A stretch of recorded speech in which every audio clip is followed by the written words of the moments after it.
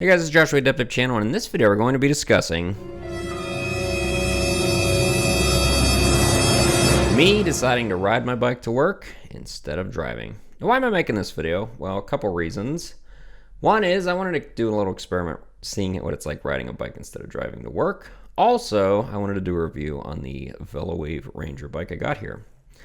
Now, unless you've been living under a rock, inflation, especially fuel prices, have gone through the roof recently, and one way to not burn fuel is to not drive your vehicle. Of course, the increase in fuel costs has been hurting individuals financially, and like I just said, if you're not burning gas, you're not burning your money. Also, cars are very expensive. Now, we're not anti-car here. I'm a literal mechanic myself, but we could all use a little more exercise in general, myself included. Even though I like lifting weights, I don't like doing cardio. But riding to work is my cardio. So I'm pretty active in general. My job keeps me on my feet at least 8 hours a day during the week. And while this burns calories, it doesn't really raise your heart rate and give you the exercise benefits that you would by doing some exercise. But the problem with living where I do, which is Idaho, is we have this thing called winter. Now, not all bikes are great in winter, but there is a bike called a fat tire bike or a fat bike, and it has really large wheels. But the problem with riding to work on a fat bike is they're not the most efficient. So you can get an e-bike, right? Here's a Trek one. Yeah, they're pretty expensive.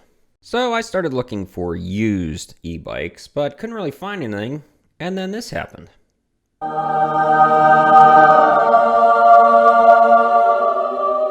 Now, folks, I'm not sure why, but Velowave sent me an email saying, hey, you want a free e-bike if you do a video on it? Of course I do. So I said yes, and full disclosure, I received this bicycle for free. However, I'm not being paid to promote this bike. I'm being paid to do a review on it, so I'm going to give you an honest review. But let's cut to the chase. I love this bicycle. I would recommend it to anyone, and everyone that's seen it at work wants it also. So just go ahead and get it. Link will be in the description. So the bike itself was actually shipped next day, which is surprising. It came in this box here, and I was really concerned it would be difficult to assemble. Even though I'm a mechanic, I actually hate assembling things in my free time. But luckily, it's mostly assembled. Even as a non-mechanic, you could definitely put this together in under an hour. Probably the hardest part is getting it out of the box. 2 people would help with that, but you can do it by yourself. So all you have to do is put the handlebars on, the front wheel, the pedals, and install the battery and charge it. That's pretty much it. I ended up taking the chain off, but I'll explain that why, just to clean it and wax it. But anyway, within an hour, although there is charging time, you'll be riding your bicycle. And this bike is awesome. Little rocks and stuff that normally you would avoid on a bike, you don't have to worry about on this one.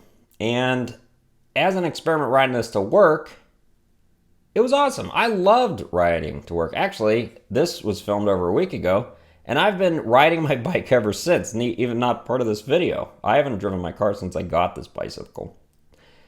And going to work, it's nice riding the bike. It's nice when you get off work instead of driving, which I've never loved driving. But even if you do love driving, it's not fun when it's your commute. So a couple facts on the bicycle itself.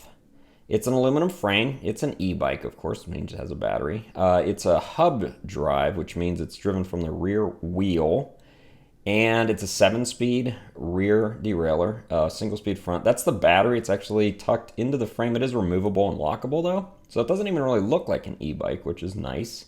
It's got a front light, front suspension. The front wheel, you can either use a through bolt or a quick connect. I use a quick connect. It comes with all the bolts and stuff to mount up to 2 water bottle holders, which is nice. There's the gears. That's the drive motor there. Reflector. Look at the tire. So my first fat tire bike, the widest tires I've ever ridden on were 26x2s. This is a 26x4. So almost 4 times as much air, if I'm doing math correct, which really means it rides like you're just riding on a cloud. There's a lot more air, and they run much lower pressures, only about 20 psi.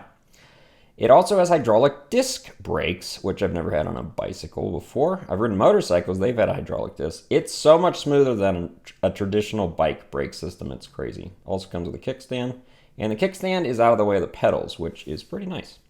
It comes with the mounting bolts and everything if you want to install a fender or a rear rack.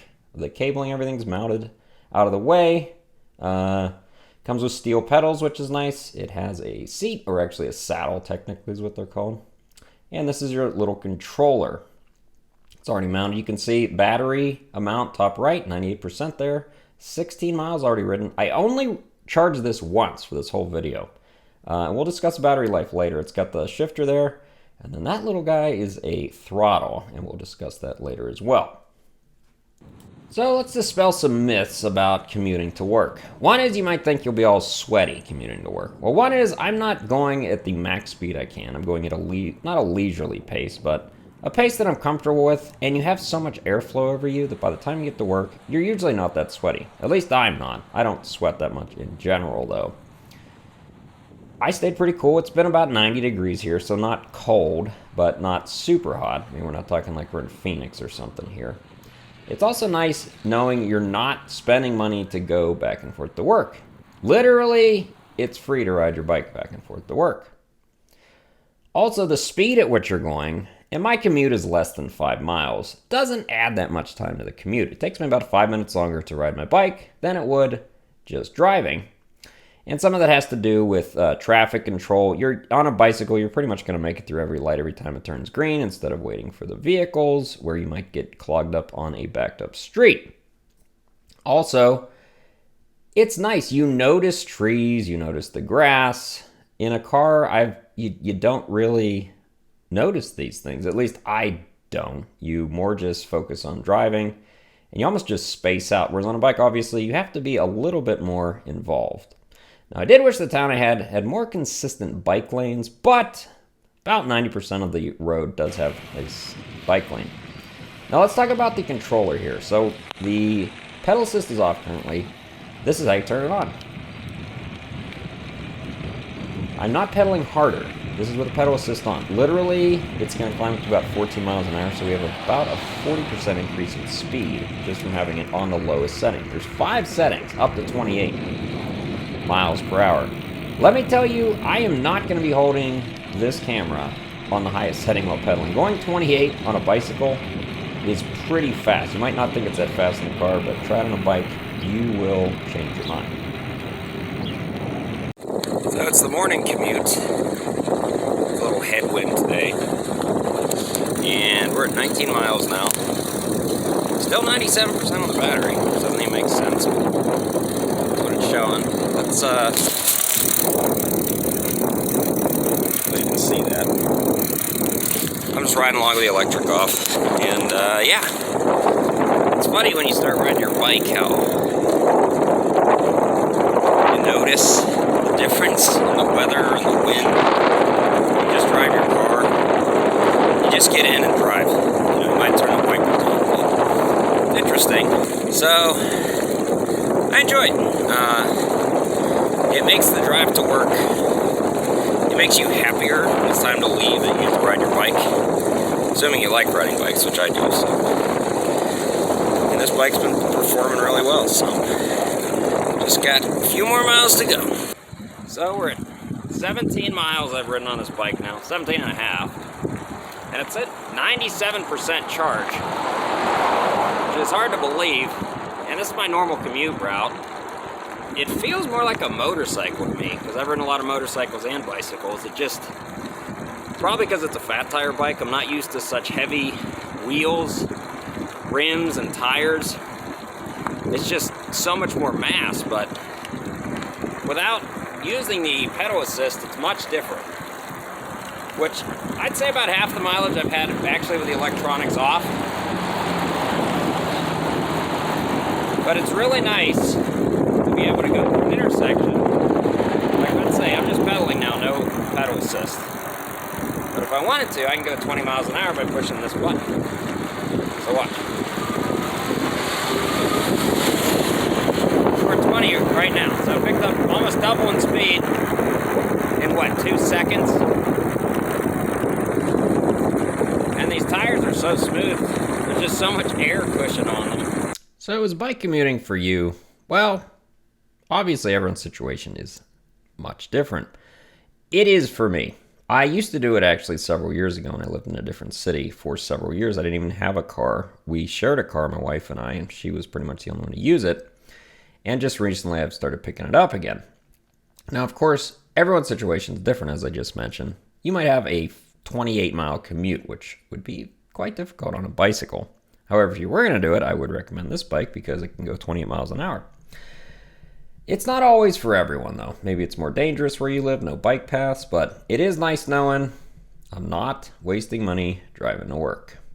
Now let's get to the second question I get to after everyone asked how fast will it go, which is 28 with pedal assist, is the range.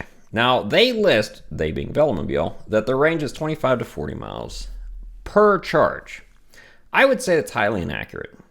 It's much longer than that, assuming you're not heavily dependent upon the pedal assist. Like I said, I used about probably more than 50% of the pedal assist at the time. Look at the range. 88% battery, 33 miles. 82%, 40 and a half miles. So more than 3/4 of the battery life left. And we only used 40, and we went 40 miles. So the range they listed there is very conservative. Is there anything I didn't like about the bike? Well, no, there's actually just a couple design decisions I would have changed. One is it doesn't come with a master link on the chain, which I always like to have on a chain because I like to remove the chain and I wax my chains. Well, not wax them. I dip them in hot paraffin wax and I don't oil them. And the reason I use wax is, in my opinion, it's a much better lubricant and it keeps dirt off the chain. The other thing I would change is the main drive gear is a 52 tooth. I would have gone with a smaller one, probably a 40 tooth, just because it's a heavier bike. The smaller gear would help get it going faster. Now that being said, I would recommend this bike to anyone looking at getting a bike. If something happened to this one, like it was stolen, I would buy it again. And like I said, click on the description below if you're interested in the bike. Thanks for watching the video.